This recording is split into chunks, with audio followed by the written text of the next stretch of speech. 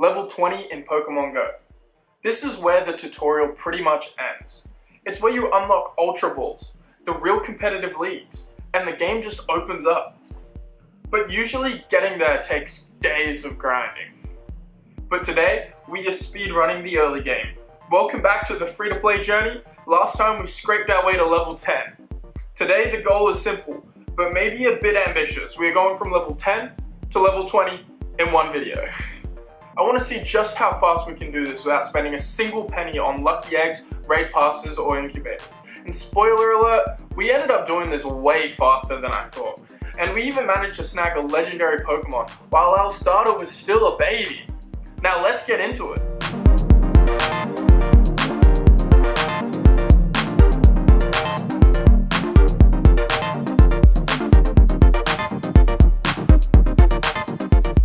It started on a Wednesday.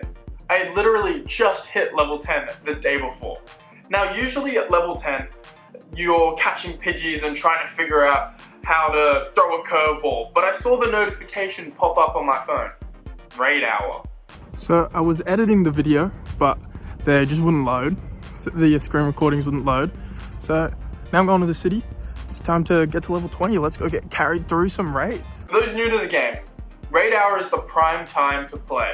Every gym hosts a legendary raid, and as a free-to-play player, these daily free raid passes are the most valuable currency I have.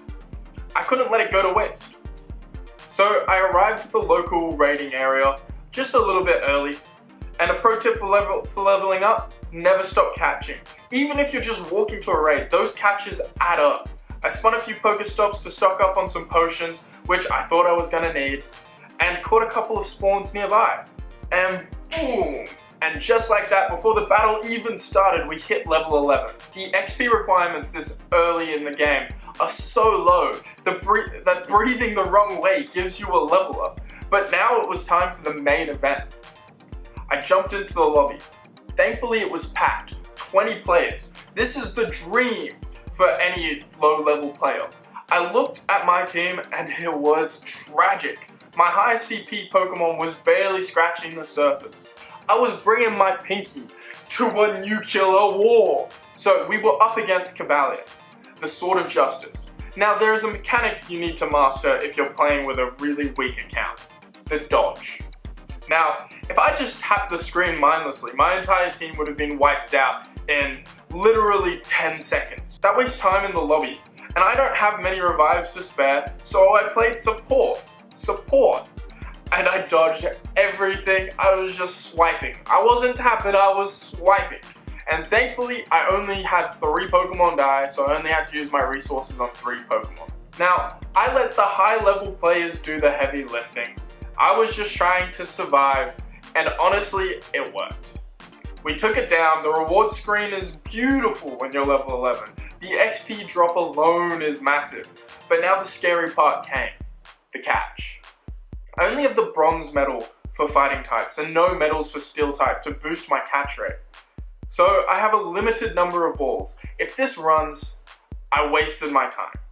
I took a deep breath, waited for the attack animation, and I threw.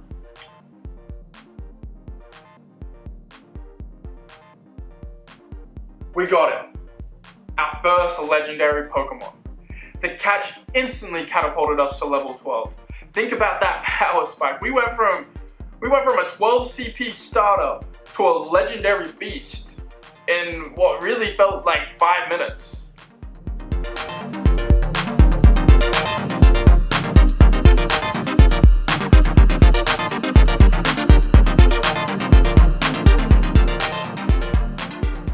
I was high on adrenaline, so I looked for another raid.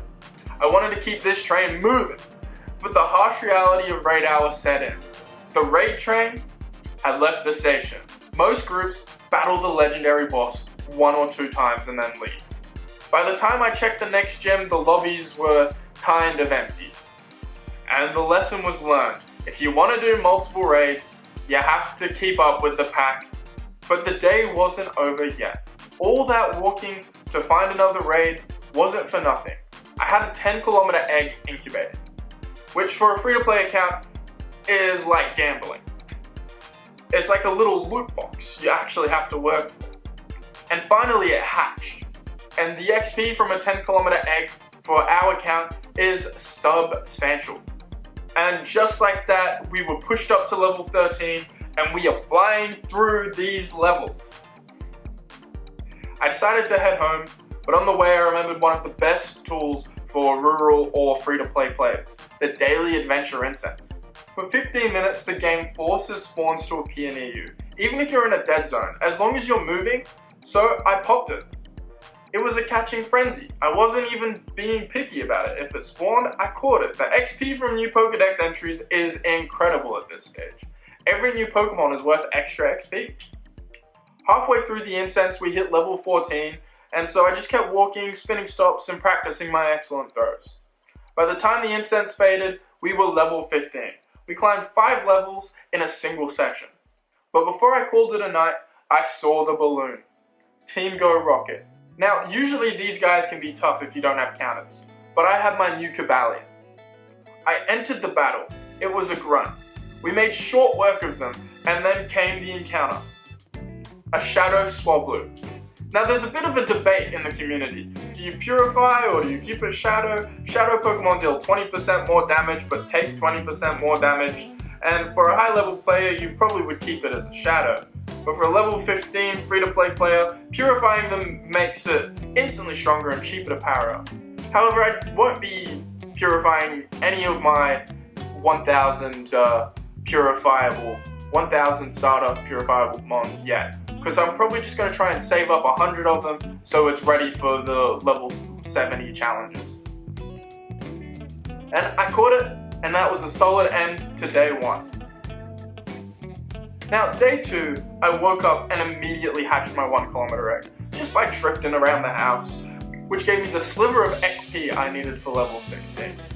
But today, I wanted to try something different. I wanted to document the grind better, but I don't really have a fancy vlogging rig, but I do have this. I attached my old GoPro to my free-to-play phone, and you might be asking, is it heavy? Yes. Does it look a little bit ridiculous? Absolutely. Do I care? Yes. But it's okay because we are on a mission. I headed out to my basketball game, and after the game I was a bit sweaty and tired, but the grind doesn't stop. So I popped my Daily Adventure Incense again, because it's a free resource. If you aren't using this as often as possible, you are leaving the XP on the table.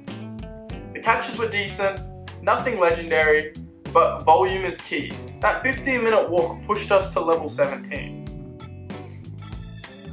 Then I saw an opportunity. A gym of the enemy team color. So I decided to take it down. After re-lobbying 3 times, it was gone! And earlier, I'd managed to catch a Charizard thanks to the referral code bonus and Rule 5 of the 10 Commandments. I decided to leave it there. Now, why do this? Well, Poker Coins. This is the only way a free-to-play player can buy storage upgrades or remote raid passes. So if he stays in here for 8 hours, I get 50 coins. It's passive income. Always drop in gyms whenever you can. Day 3, the home stretch. We're gunning for level 18, 19, and the big 2-0.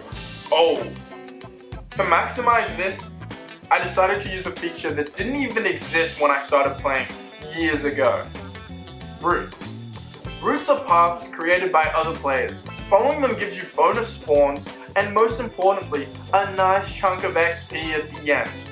Now, I started the route, simultaneously I popped the Daily Incense again. Stack your bonuses, guys. If you're walking a route, use Incense. If you're using Incense, open gifts when you're refreshing the Incense. Efficiency is the name of the game. Now, the session was a grind. It took 41 catches and spinning 18 Pokestops. My item bag was getting full, so I had to delete some standard potions and make room for balls. Resource management is constant when you haven't got any bag upgrades yet. Now, route complete, level 18 reach, we are so close. The gap between levels is starting to widen slightly, so level 18 to 19 required a little bit more focus, and so I just kept walking, spin, catch, and then level 19. One more to go. I needed 32 more Pokemon, and that's it. Just 32 catches standing between me and the mid game. I stopped conserving like my Great Balls. I wanted speed, so I even Golden Raspberried some random mons just to ensure it didn't break out. I was in the zone, and that's number 32. Level 20, boys, we did it. Now, level 20 was a massive milestone. I now can access Ultra Balls, which makes catching rare spawns so much easier. I can now fully participate in the Go Battle League to earn Stardust and Legendary Encounters as rewards. Now, let's look at the stats. We went from level 10 to level 20. We caught a Legendary Cobalion. We got a Charizard. We even cleared a route and defended a gym. And the total time spent playing the game, 3 hours. That's it. It just took 3 hours. If you were sitting on the fence about starting Pokemon Go, or you lost your old account and don't want to restart because you think it's too slow, it's not. The early game is faster than ever. Next time we are taking this account to the next level up. We need to start building a raid team that isn't just one Cobalion and a dream. I need to farm Stardust, and I need to get enough coins to upgrade my Pokemon storage. If you have any tips for a free-to-play account that I missed, drop them in the comments below. I read all of them. Don't forget to like and subscribe if you want to see how far we can push this account without spending $1. Thanks for watching and happy hunting!